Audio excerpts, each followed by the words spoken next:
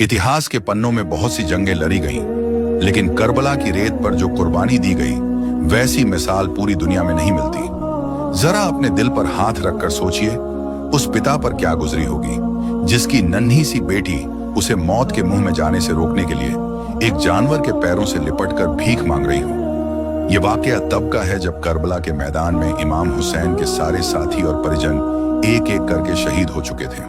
तन्हाई का आलम था और नवासा ए रसूल आखिरी बार मैदान की तरफ बढ़ने के लिए तैयार हुए। इमाम अपने वफादार घोड़े पर सवार हुए, आगे बढ़ने का इशारा किया, लेकिन वो घोड़ा जो हमेशा हवा से बातें करता था आज अपनी जगह से हिलने को तैयार नहीं था। उसने अपने कदम जमीन पर जमा लिए थे। इमाम ने एयर लगाई, प्यार से पुचकारा, मगर घोड़ा टस से मस न हुआ। जब इमाम ने झुककर नीचे देखा तो उनका कलेजा मुंह को आ गया।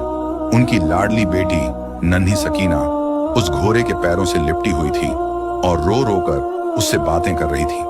वो उस बेजुबान जानवर से कह रही थी, ऐ मेरे नाना के वफादार साथी, आज मेरी एक बात मान ले, मेरे बाबा को इस मैदान की तरफ मत ले जा। क्या तुझे दिखाई नहीं देता कि मेरे बाबा की हालत क्या है?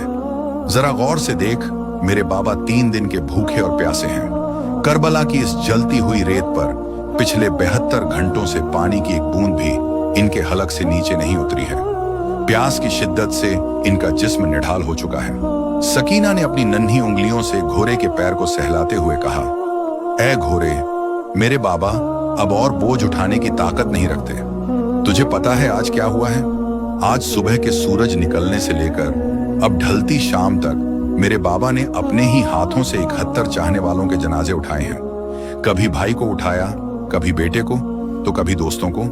वो अपनों को कंधा देते देते पूरी तरह थक चुके हैं। उनकी कमर टूट चुकी है।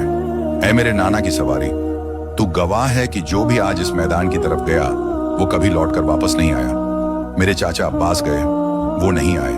मेरे भाई अली अकबर गए, वो भी नहीं आए। अब मैं यतीम नहीं होना चाहती। अगर तू इन्हें ले गया तो मैं किसके सहारे जीऊंगी?